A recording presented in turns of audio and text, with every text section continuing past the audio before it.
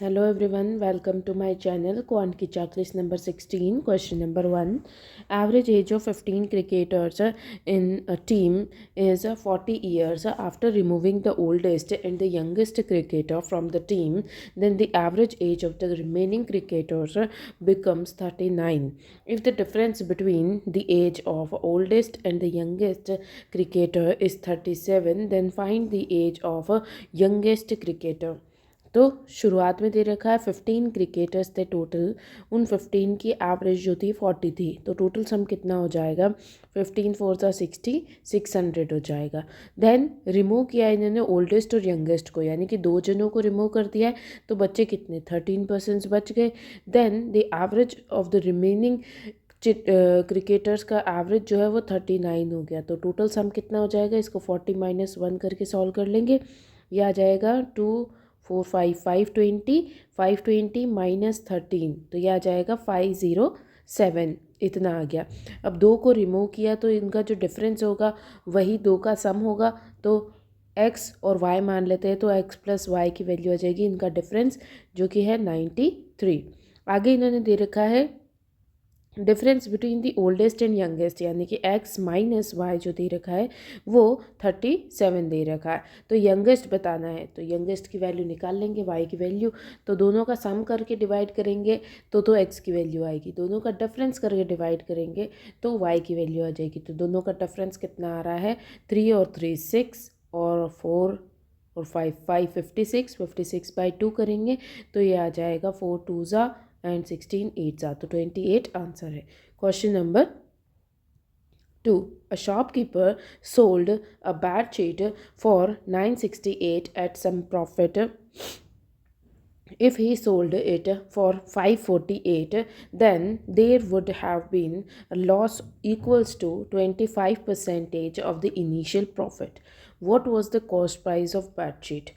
तो कुछ cost price थी, हमें पता नहीं है। इस पे इसको कुछ प्रॉफिट हुआ, वो भी हमें पता नहीं है।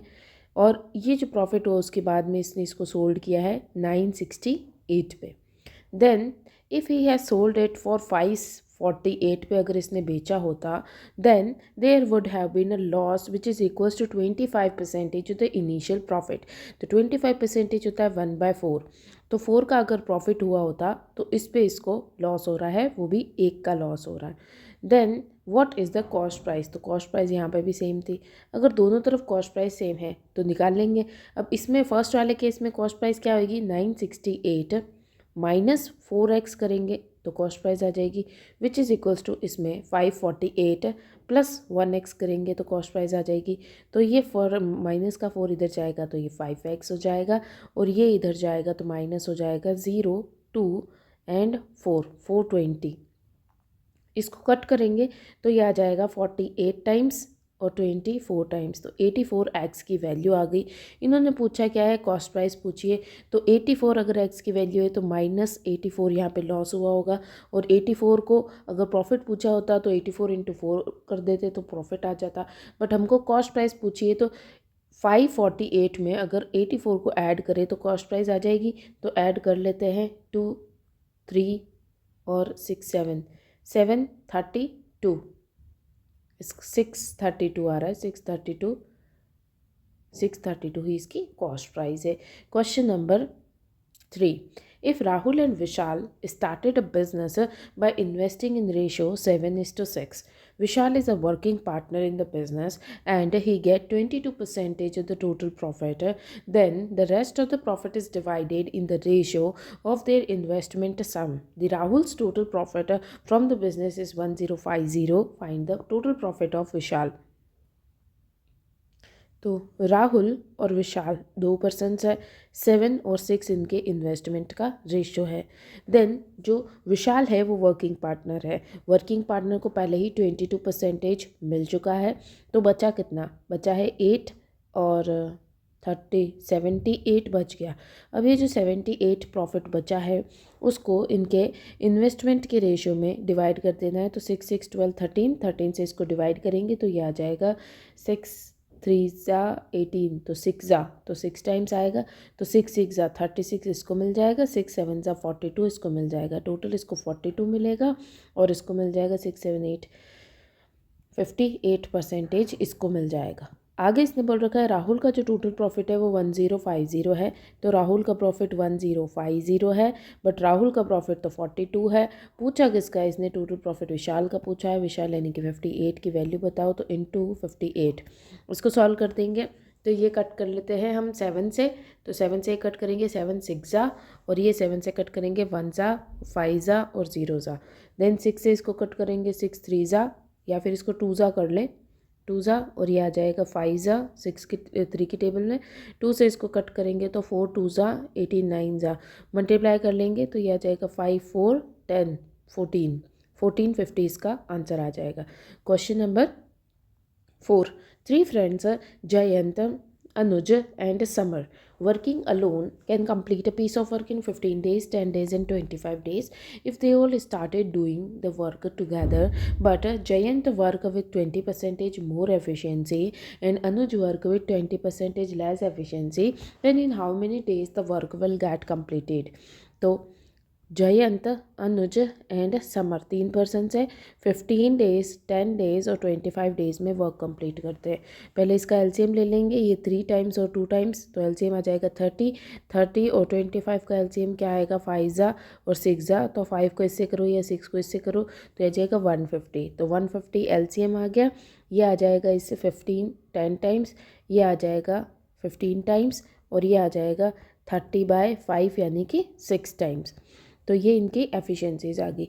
इन्होंने क्या बोल रहा है, if they started work doing the work together but the Jayant with 20% more efficiency, Jayant की एफिशिएंसी 10 है, उसका 20% 1/5 मोर यानी कि 2 एफिशिएंसीज मोर यानी कि 12 एफिशिएंसी से काम करेगा।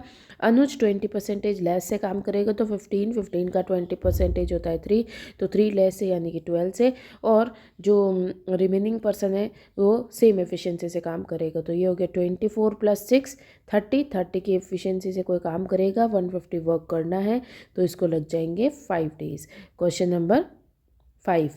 The total number of men, women and children working at the construction site is 70. They earn total of 28500 in a day. If the wages of individual man, woman and children are in ratio 3:5:4, the ratio of the sum of wages of all men, women and children is 5, 10 and 4. Then find the daily wages of women.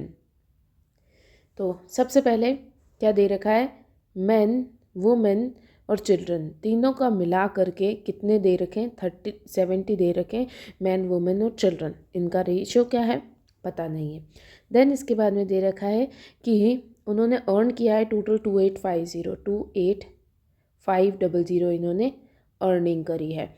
Then इन्होंने दे रखा है कि इनके wages जो है individual man women और children के individual के 3:5:4 इनका इंडिविजुअल का दे रखा है, और आगे दे रखा है कि ratio the sum of wages, तो वेजेस का जो सम है वो दे रखा है 5:10:4। तो इसको सॉल्व कर लेंगे। सबसे पहले रेशियो निकालना पड़ेगा, तो ये आ जाएगा 5/3 10/5 और 4/4। इसको कट करेंगे 2 टाइम्स, ये इसे कट करेंगे तो आ जाएगा 5:6:3। तो ये रेशियो आ गया। टोटल कितना आ रहा है 11 12 13 14 14 आ रहा है टोटल, तो टोटल तो 70 है, टोटल 70 है तो कितने हो गए 14 5 ज़ा, तो ये आ जाएगा 25 30 और 15, तो इतने 25 मैन हैं, 30 वुमेन हैं और 15 चिल्ड्रंस है। अब इससे हमें ये पता चल गया कि कितने मैन वुमेन और चिल्ड्रंस है। इसने पूछा है daily wages of women, women के डेली वेजेस पूछे हैं, तो पहले हम निकाल लेंगे कि एक्चुअल में टोटल वेजेस कितने मिले थे 28500, बट यहाँ पे इन्होंने कितने दे रखे हैं 19, तो 19 से इसको डिवाइड करेंगे तो कितना आ रहा है 19 1 ज़ा एंड ये बच रहा है 9 95 5 ज़ा, तो 1500 हो रहा है। 1500 हो रहा है। देन इसने क्या बोल रखा है, इसने पूछा किसका है, इसने बोला है वुमेंस का, तो वुमेंस का तो 10 है, तो इंटू 10 करेंगे तो 1500 इंटू 10 होगा, तो 15,000 आ जाएगा वुमेन का। बट इसने पूछा daily wages of a women, एक वुमेन का पूछा है, तो टोटल 30 वुमेन से डिवाइडेड बाय 30 कर देंगे, 0 से 0 कट, इससे 1 कट, तो 500 आंसर आ जाएगा। Question number 6, the arrival Aviral decided to invest 55.55% of his monthly salary in the fixed deposit account, but later he invested 10500, which is 12.5% less than the amount he planned to invest earlier. Then find the monthly salary of Aviral. तो कितना दे रखा, 555.55, तो ये होता है 11.11 का 5 times होता है, तो 5/9 किसी अमाउंट का। देन 12.5% होता है 1/8। अब दोनों को निकालने के लिए एक नंबर लेना पड़ेगा जो कि एज्यूम करना पड़ेगा, तो ले लेते हैं 8 9 सा 72। तो मान लो कि 72 टोटल अमाउंट है। इसने डिसाइड किया कि वो मंथली सैलरी 72 मान ली हमने, 72 का 55.55%, तो 5/9, तो कितना हो गया, 8 5 सा 40 ये इन्वेस्ट करेगा, ऐसा इसने बोला। देन लेटर ही इन्वेस्टेड 1050, जो कि 12.5% लेस है जो कि इसने प्लान किया था। तो 40 का 12.1/8, 5 लेस है, 5 लेस है यानी कि 35 इसने इन्वेस्ट किया, जो कि 10500 के इक्वल है 35। और इसने पूछा है कि इसकी मंथली सैलरी कितनी है, तो 72 की वैल्यू बतानी है। तो 35 5 ज़ा 7 1 ज़ा 5 ज़ा 0 0, 15 से ये 300 टाइम्स, यह आ जाएगा 0 0 6 और 21 21 600। Question number 7. Three friends, Rajan, Abhishek, and Vaibhav, receives a total of 11,750 from their parents for shopping. Such the amount received by Rajan is 4/5 of the amount received by Abhishek, which is 3/4 of the amount received by Vaibhav. तो राजन, अभिषेक and Vaibhav 3 persons हो गए। वैभव के पास में suppose 4x amount था, तो 3/4 अभिषेक को मिल गया, तो अभिषेक को 3x मिल गया। देन राजन जो है उसके पास में 4/5 of the amount received by Abhishek, Abhishek के पास में 3x है, उसका 4/5, तो अगर ये 15 होता तो ये कट जाता, तो इसको 15 कर लेते हैं 5 ज़ा, और ये भी 5 ज़ा हो जाएगा, तो 20, तो ये 15 20 का रेशो हो गया। अभी अगर 15 है तो इसको इससे कट करके ये 4 3 ज़ा 12, तो ये इनका रेशो आ गया। आगे find the difference between the amount received by Vaibhav and Rajan, तो वैभव राजन का डिफरेंस 8 है, 8 की वैल्यू बतानी है। टोटल 11750 है, यहाँ पे टोटल कितना दे रहेगा, 7 8 9 20 49, तो 49 से इसको डिवाइड कर लेंगे, इंटू 8 कर लेंगे, तो ये आंसर आ जाएगा 47 दिख रहा है, ये 47 से इसको डिवाइड कर लेंगे और आंसर आ जाएगा। तो 47 2 ज़ा कितना होता है, 4 और 9 94, 2 ज़ा आ गया, तो 2 ज़ा, देन 6 और 17, 6 6 12 13 3 23 2 35, तो ये 5 टाइम्स आ जाएगा, और 0 0 0 4 16 20 2000 इसका आंसर आ जाएगा। क्वेश्चन नंबर 8 दे रखा है, in school the ratio of boys to the girls who are attending the classes 3:5 after lunch time, the number of boys increased by 20%, number of girls increased by 35, making the new ratio of boys to girls in school is 8:15. Find the total number of students in the class before lunch time. तो इसको solve कर लेंगे हम। तो first में क्या दे रखा है, फर्स्ट दे रखा है बॉयज़ और गर्ल्स। अगर बॉयज़ 3x हैं और गर्ल्स 5x हैं, लंच के बाद में बॉयज़ जो है इंक्रीज़ हो जाते हैं 20% से, तो मान लो इनको तो 30 मान लो और इसको 50 मान लो। देन 30 में 20% यानी कि 1/5 यानी कि 6 का इंक्रीज़ हो गया, तो 36 हो गए। देन गर्ल्स जो है वो 35 से इंक्रीज़ होती हैं, तो इधर 35 से इंक्रीज़ हो गई, तो ये हो गया। इसको ऐसे लिख लो, 36x बॉयज़ हैं बाय 50x प्लस 35 गर्ल्स हो गई, तो ये रेशो हो गया 8/15 का। अब इसको सॉल्व कर लेंगे।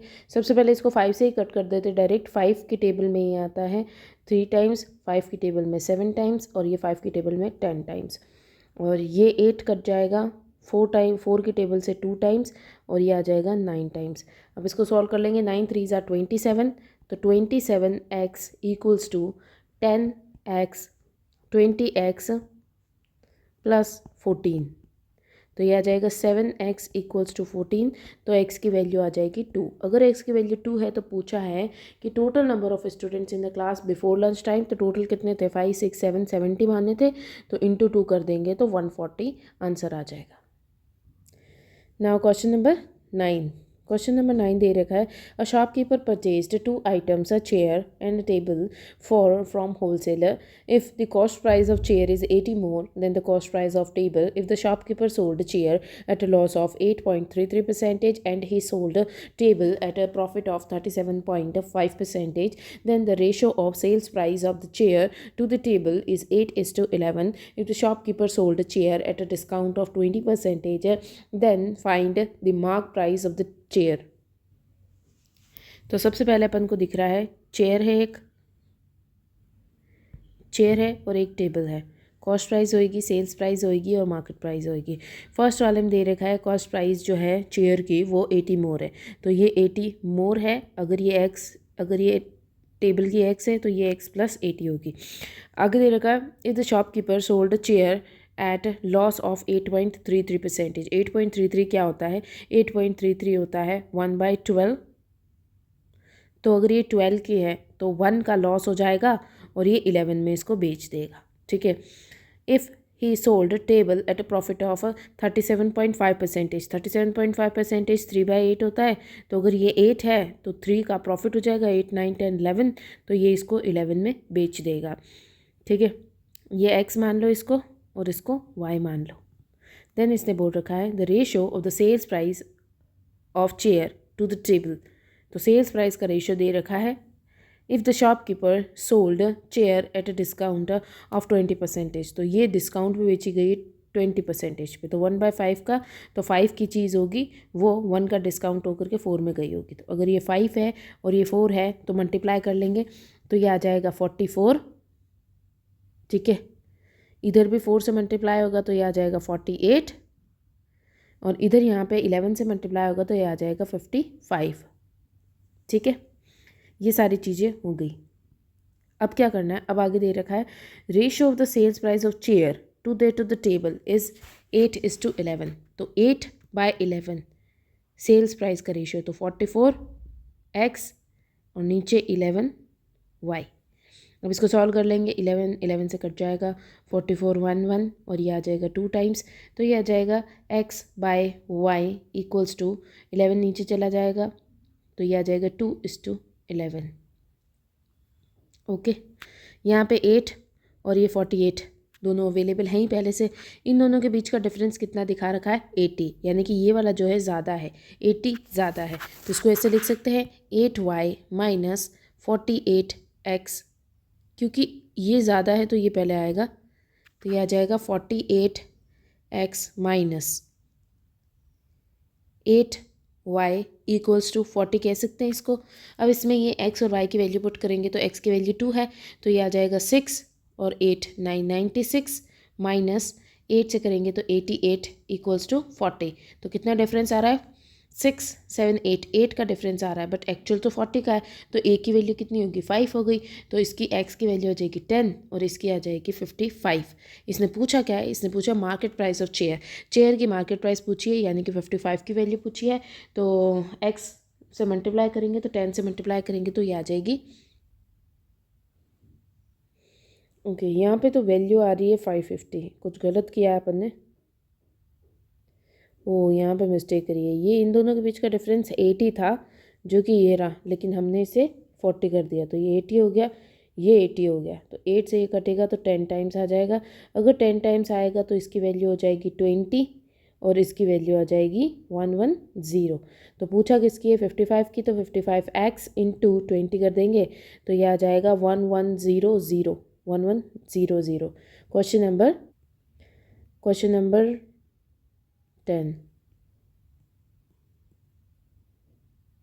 If the ratio of cost price to the market price of article is 14 is to 29, तो कॉस्ट प्राइस, सेल्स प्राइस और मार्केट प्राइस। कॉस्ट प्राइस 14 है, मार्केट प्राइस 29 है, while the ratio of discount percentage and the profit percentage is 2 and 3x। तो discount percentage जो दे रखा है वो 2 है और प्रॉफिट परसेंटेज जो दे रखा है वो 3 है। आगे आगे then the profit percentage on the article is. तो डिस्काउंट परसेंटेज क्या होता है, डिस्काउंट कैसे निकाला जाता है? Market price minus sales price, sales price को x मान लो, minus sales price by market price और डिवाइडेड बाय प्रॉफिट परसेंटेज। क्या होता है? प्रॉफिट परसेंटेज होता है sales price minus cost price by cost price और इन इज इक्वल्स टू 2/3 ये दे रखा है। अब इसको सॉल्व कर लेंगे तो ये आ जाएगा 29 minus x by 29 into 14 by x minus 14 equals to 2/3। 2 से इसको कट करेंगे 7 टाइम्स, तो ये आ जाएगा 3 ऊपर मल्टीप्लाई होने चला जाएगा तो 21 हो जाएगा और ये इधर 29 इधर चला जाएगा तो ये आ जाएगा 29 into 21 minus 21x equals to 29x minus 14 into 29।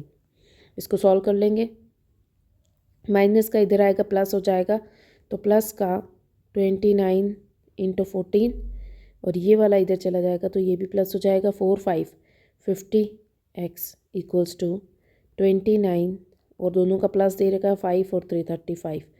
तो इसको कर लेंगे 70 या फिर इसको डायरेक्टली मल्टीप्लाई ही करना पड़ेगा तो ये आ जाएगा 0 7 6 7 8 एंड 9 5 45 10 14 5 1 10 1 0 1 5 डिवाइडेड बाय 50। तो यह आ जाएगा 5 से 2 टाइम्स 0 3 टाइम्स और 0 है तो पॉइंट लग जाएगा तो 20.3 आंसर आ जाएगा। Question number 11. The ratio of the time taken by A and B to complete a work is 2:1. If C works alone, then he completed the same work in 30 days. But if C and A together, then they complete the work in 18 days. Find the time taken by A and B to complete the same work if they work together. तो A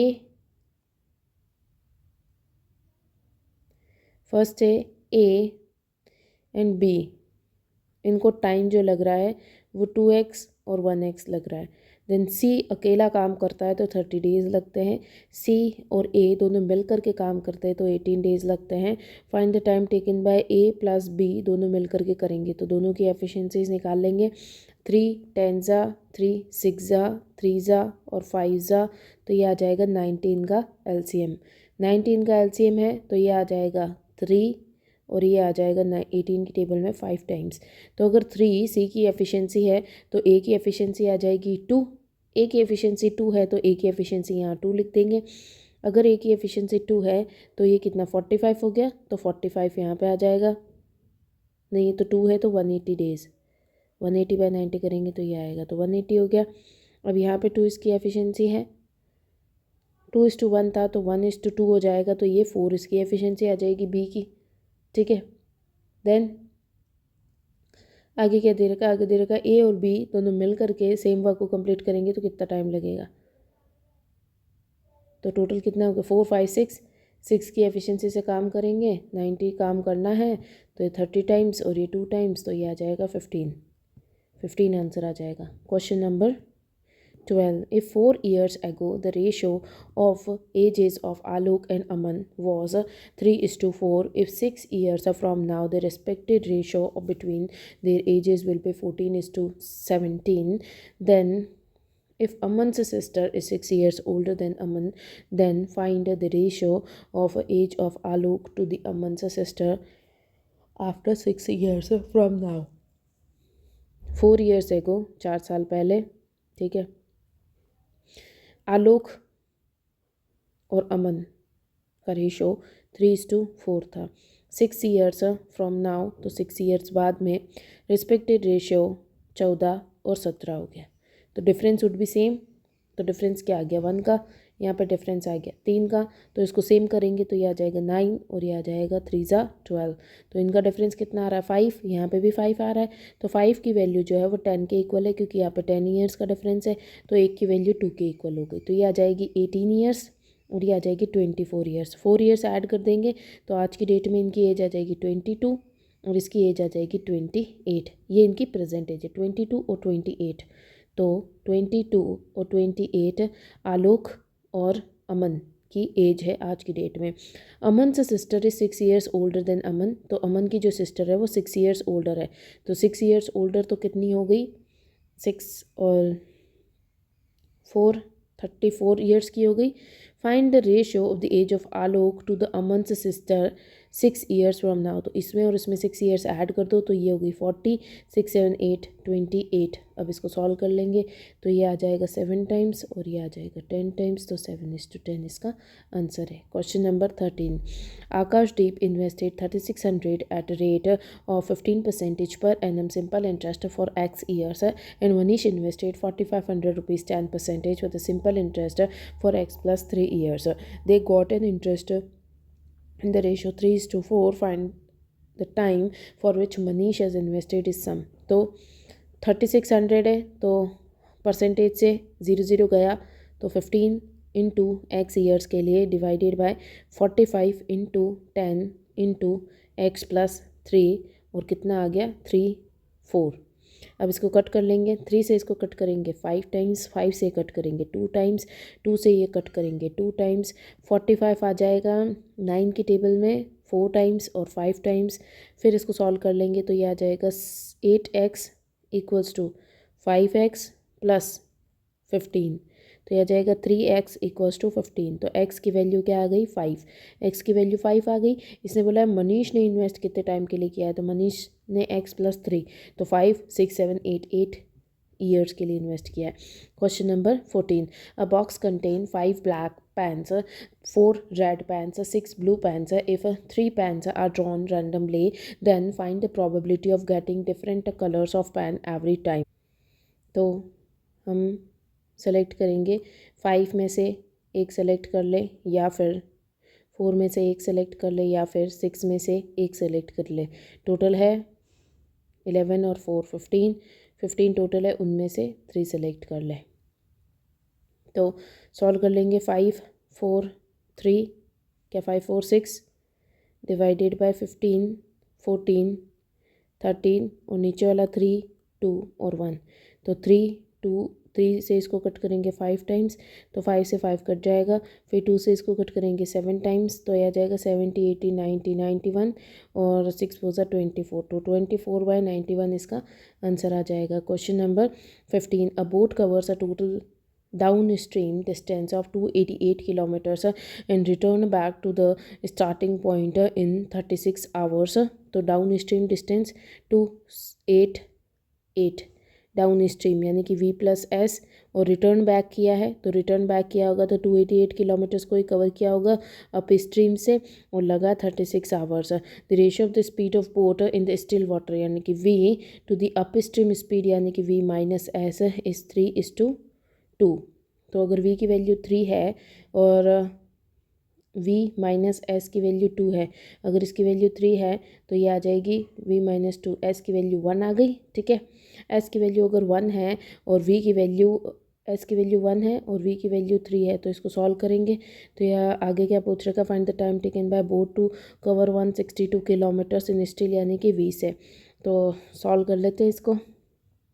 1 और 3 4 हो गया, यहाँ पे 4 से divide और 1 और 3 2 से यहाँ डिवाइड।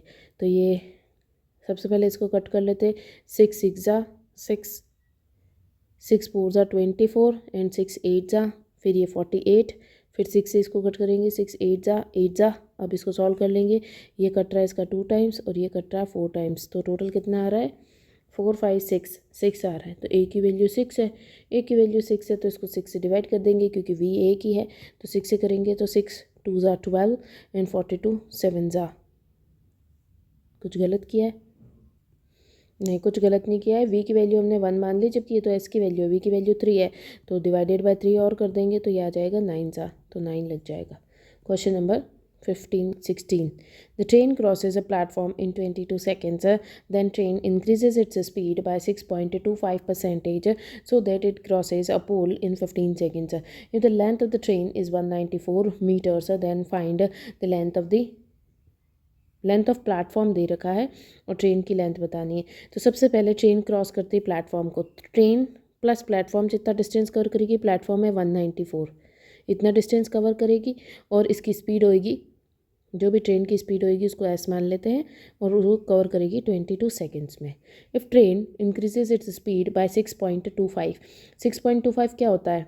6.66 1/15 होता है, तो ये 1/16 है, तो 1/16 से ये इंक्रीज़ करती है, यानी कि 16x अगर स्पीड है तो 17x स्पीड हो जाती है, so that it crosses a pole in 15 seconds. तो ट्रेन एक अपनी स्पीड 17 कर लेती है तो क्रॉस करती है 15 सेकेंड्स में। तो इससे ट्रेन की ये आ जाएगी, ट्रेन कितने लेंथ की है वो पता चल जाएगा। तो ये एक्स में होगी वैल्यू, तो एक्स सॉल्व कर लेंगे, 15 इंटू 17 करेंगे तो ये जाएगा 170, 17 5 85, तो यह आ जाएगा 7 7 14 15 और 1 255 एक्स। तो ये लेंथ आ गई ट्रेन की। तो टी की जगह पे रख देंगे 255 एक्स प्लस 194 बाय स्पीड कितनी है 16 एक्स इक्वल्स टू 22। अब इसको सॉल्व कर लेंगे, 22 को 16 से मल्टीप्लाई करेंगे तो 16 टू सा कितना आ जाएगा 32, 32, तो यह आ जाएगा 352 एक्स। तो इसको 255 को इसमें से माइनस करेंगे तो 45 रह गया और 52, 5 6 7 97 एक्स। तो 194 इक्वल्स टू 97 एक्स। अब 97 को इससे डिवाइड करेंगे तो ये आ जाएगा 2 टाइम्स, तो एक्स की वैल्यू आ गई 2। अगर एक्स की वैल्यू 2 है तो फाइंड द ट्रेन की लेंथ। ट्रेन की लेंथ निकालेंगे तो 34 इंटू 15 करेंगे तो आंसर आ जाएगा। तो इसको 17 इंटू 30 कर दो तो यह आ जाएगा 510 metres. Question number 17. Time taken by Yuvraj alone to complete a piece of work is 30% more than the time taken by Yuvraj and Dhoni together to finish the same work. Virat is 33.33% more efficient than Dhoni. If Yuvraj and Kohli started doing the same work together, then they can complete the work in 13.5 days. Find in how many days Dhoni alone can finish the same work. तो देखो, सबसे पहले तो ये बता दें कि 4% नहीं है, जो कोहली लिख रखा है यही विराट है।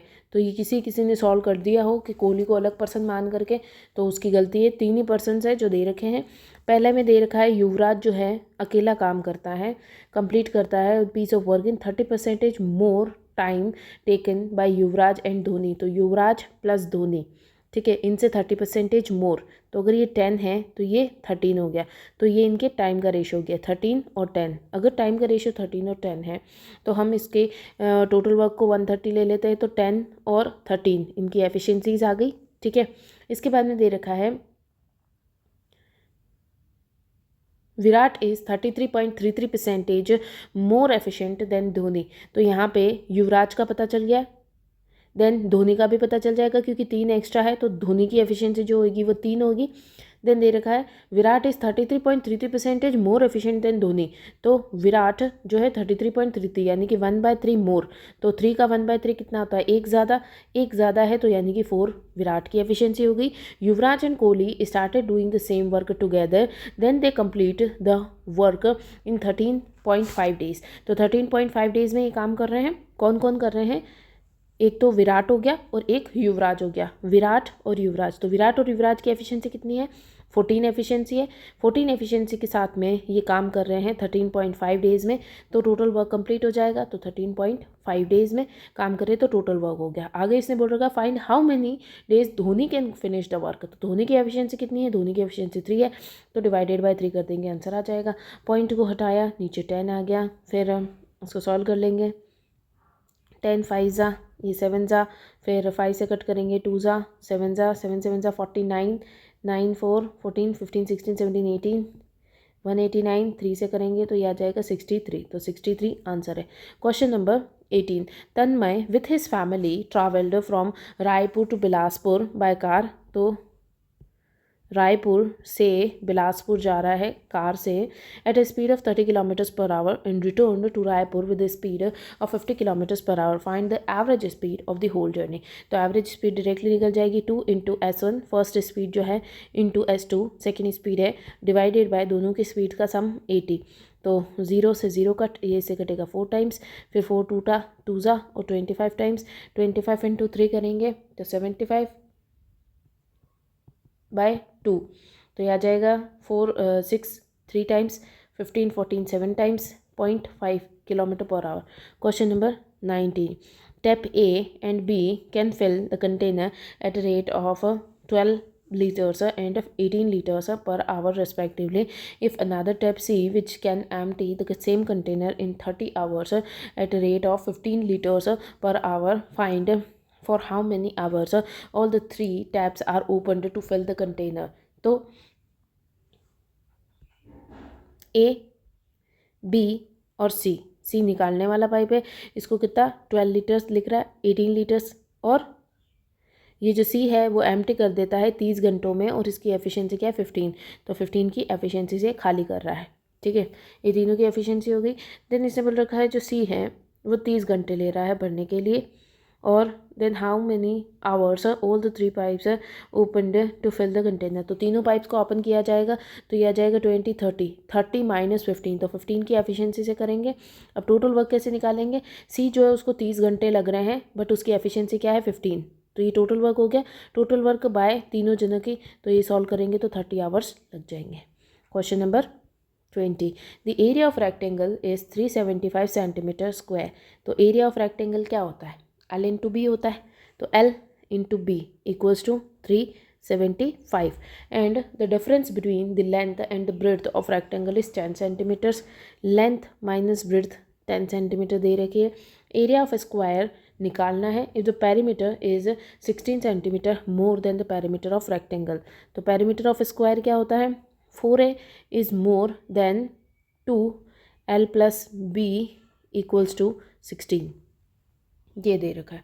अब इसको सॉल्व कर लेंगे, इसमें हमको वैल्यू रखनी पड़ेगी L माइनस बी में वैल्यू पुट करके हम रख सकते हैं इसकी, या फिर L की वैल्यू यहाँ से निकालो 10 प्लस बी, तो 10 प्लस बी है तो यहाँ पे 10 प्लस बी रखो, इसको सॉल्व कर लेते हैं तो ये आ जाएगा 10b plus b square minus 375 equals to 0। तो 375 को 10 में डिस्ट्रीब्यूट करना है, तो 5 से करेंगे इसको, 5 से करेंगे 35 7 जा 25 5 जा, फिर 5 से करेंगे 1 जा और 5 जा, तो 25 और 15, तो 25 और 15 माइनस प्लस, तो आंसर आ जाएगा 15। तो 15 वैल्यू आ गई इसकी बी की वैल्यू अगर 15 है, किसी का माइनस किया है, तो एल आ जाएगा 25, एल 25 है तो बी 15 है। अब इधर यहाँ पे वैल्यू रख देंगे तो ये आ जाएगी 30 40, 14 टू 2 80 माइनस का है प्लस का इधर जाएगा तो ये आ जाएगा 96 इक्वल्स टू 4a, तो 4 से इसको कट करेंगे, 8 2 जा 16 4 जा तो 24 इक्वल्स टू a। अगर 24 equals to a area of square निकालना है तो 24 का स्क्वायर कर देंगे तो 576 आ जाएगा आंसर। क्वेश्चन